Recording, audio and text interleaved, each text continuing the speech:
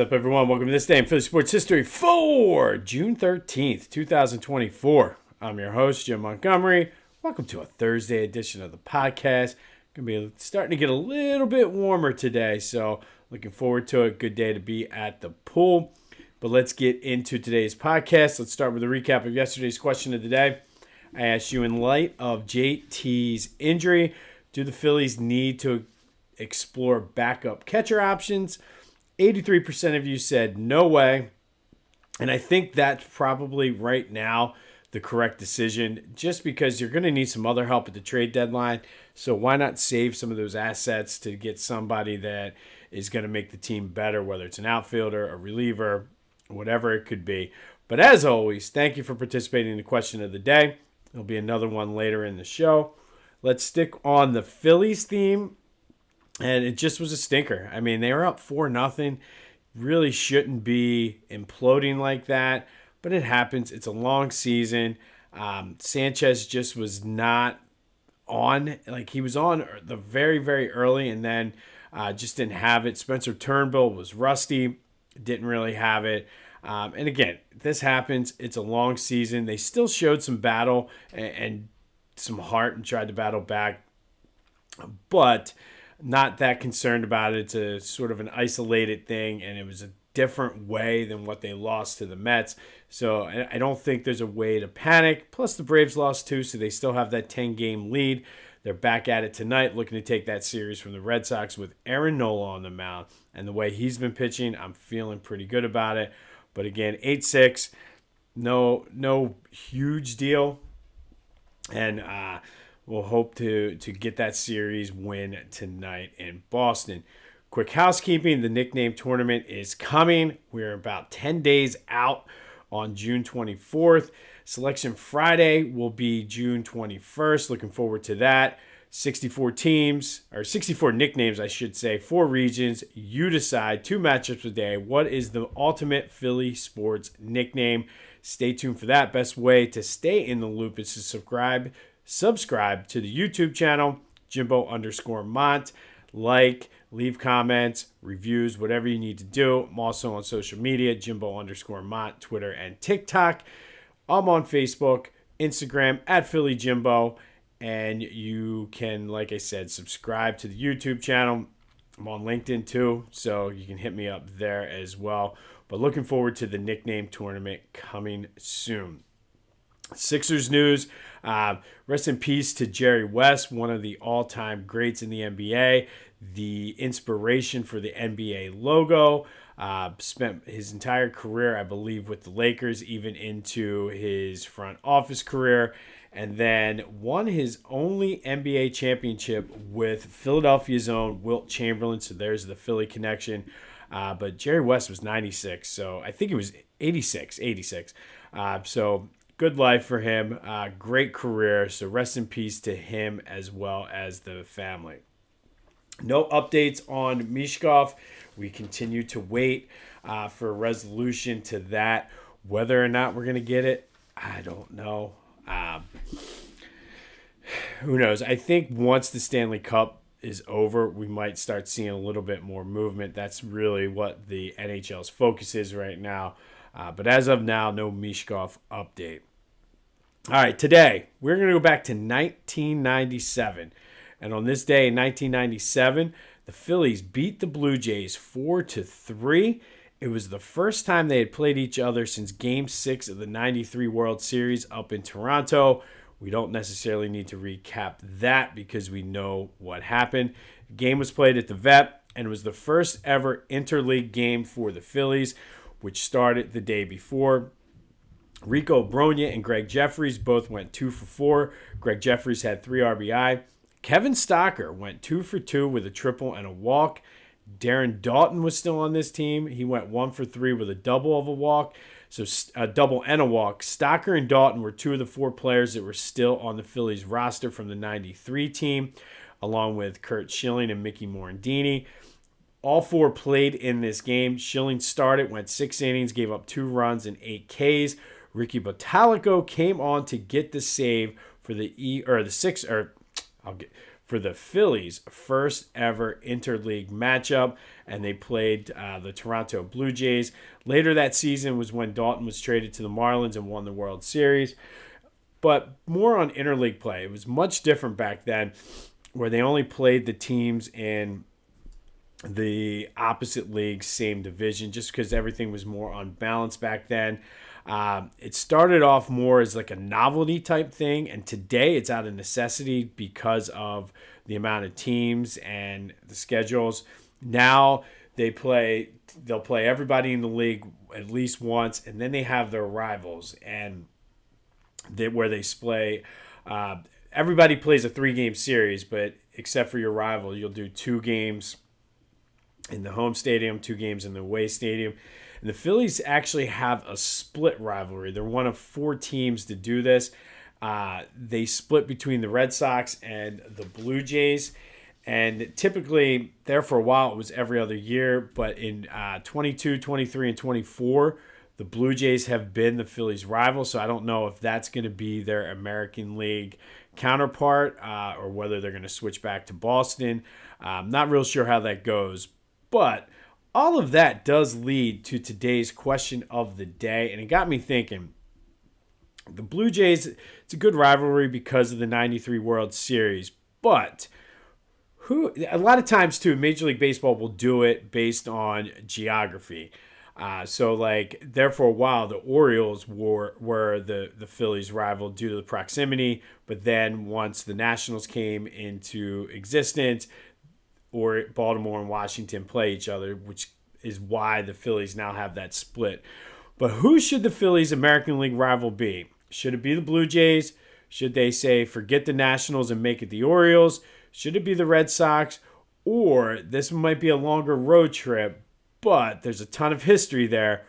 Should it be the Oakland A's, soon to be Las Vegas A's? Let me know your thoughts. 267-495-8531. Get you in to the Back to the Future voice and text line. Leave a voicemail, send a text message, but let me know, who should the Phillies American League rival be? I'm fine with the Blue Jays, to be completely honest. It's just, it makes sense because of the 93 World Series. The A's would never happen because, although they're moving to Vegas, you never know. They have the Bay Area rivalry with the Giants. The Red Sox could work as well. Again, but that means the Blue Jays would have to play Atlanta. But I guess it's still the same trip. But I don't know. I think I'm fine with the Blue Jays, but I'd rather it be one because that way you can kind of focus on that team. And there is a history between the two teams anyway. But let me know, who should the Phillies American League rival be? Should it be the Red Sox, Blue Jays, Orioles, the A's, or should it be someone completely different? 267-495-8531. Text me, leave a voicemail, or hit me up on any of the social media and let me know. But who should the Phillies American League rival be? All because on this day in 1997, the Phillies played their first interleague game against the Blue Jays at the Vet, winning 4-3 with still 4 holdover members from the 93 World Series: Darren Daulton, Curt Schilling, Kevin Stocker, and Mickey Morandini. All right, finally today, let's take a trip down Phillies Memory Lane. We're going to go back to someone we just mentioned earlier in the show, Rico Brogna, first baseman. He was a first-round pick of the Tigers in 1988, was traded from the Mets. I forgot he played for the Mets. In November of 96 for Ricardo Jordan and Toby Borland, who we talked about earlier this month. Spent 4 years in Philly, and it was the most he spent with any team. Hit a respectable 265, 65 homers, and 300 RBI at 115 doubles. Was claimed off of waivers by the Red Sox in August of 2000. But Rico was great on defense, and he was one of those guys who could have been better had the Phillies been a better team. But he was a great defensive first baseman, and probably, I would say, obviously better than Ryan Howard defensively. And Bryce is probably the best defensive first baseman we've had since Rico Brogna. I've heard Larry Anderson say that a couple times in multiple interviews. But Rico Brogna, was sort of one of the poster children of the Terry Francona era. He was on teams, unfortunately, that averaged 90 losses per season. Not a very solid career. And then, of course, we all know what happened with Terry Francona when he went to Boston. All of a sudden, he figured out how to manage. Now, you could blame that on the front office here, but that's another topic for another day. If you've listened for a long time, you know I am not a huge Terry Francona fan, but the other thing about Rico Brogna is he's another one of those names that you love to hear Harry Kalas say. I feel like Desi Relaford, who we talked about yesterday, Rico Brogna, those guys, when I read their names, I read it in Harry Kalas' voice. And same with Mickey Morandini. But today's Phillies Memory Lane spotlight is Rico Brogna, first baseman from 1997 through 2000, played on those horrific Terry Francona teams, the underachieving teams, the teams that average 90 losses per season. But yeah, go to Boston and win although I'm starting to change my mind now. Maybe Boston should be our rival, just like they are for the other sports. I don't know.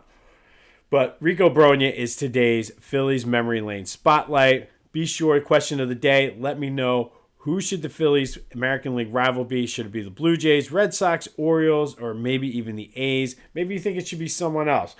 Keeping in mind that they do a lot of geographic things. So the Orioles do play the Nationals, the Yankees, and the Mets, and all of that. But who should their rival be? Or are you fine with the split rival? Are you fine splitting between Boston and Toronto? Let me know. 267-495-8531 gets you in.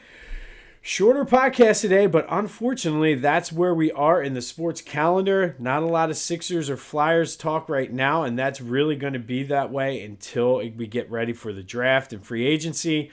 Nothing for the Eagles, and with everything that's going on with the whole, I don't know why there's this campaign out there about Jalen Hurts and Nick Sirianni right now.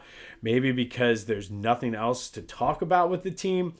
But the fact that there's no Eagles news, I'm okay with it. I am okay getting things together for season tickets and everything like that. We'll deal with whatever when it comes. But all's quiet on the Eagles front, and let's hope it stays that way till training camp. On this day in 1997, Phillies beat the Blue Jays 4-3 in their first ever interleague play, the first matchup between the two teams since the Game 6 of the 93 World Series, when Joe Carter hit the home run and broke all of our hearts. And if you're anything like me, you kind of really grew up after that Joe Carter home run. Do you want to let everybody know about it? Philly Goat has got you covered. They have the Joe Carter Ruined My Childhood t-shirts. They're an awesome t-shirt that commemorates a not-so-awesome moment in Phillies history. To this day, I was like, it's foul, it's foul, it's foul. Unfortunately, it was not foul. Joe Carter hit the walk-off, but Philly Goat, like I said, has you covered. Get the Joe Carter Ruined My Childhood shirt from Philly Goat. Use the promo code Jim Montgomery for 10% off your order. That's phillygoat.com, promo code Jim Montgomery, and Joe Carter sucks. But the Phillies, I guess you could say, got some type of revenge, beating the Blue Jays 4-3 in their first ever interleague game back in 1997 at the Vet. Still doesn't make up for the pain that I still feel to this day about Joe Carter's home run. I'm sure you do too. I really do. That was the most heartbreaking of all of the Philly sports things, and maybe that's another topic for another day, but I do feel of all of the Philly sports heartbreaking moments, whether it's Eagles Super Bowl losses, the 0-1 Sixers, the 93 Phillies, the way that series ended might be the most heartbreaking thing in my Philadelphia sports career. As a fan, I can't think of anything else that hurt worse, because I just remember being like, it's foul, and just. But maybe that's a bonus question. What is your most heartbreaking Philadelphia sports moment? We might look at that tomorrow. But this has been This Day in Philly Sports History for June 13th, 2024.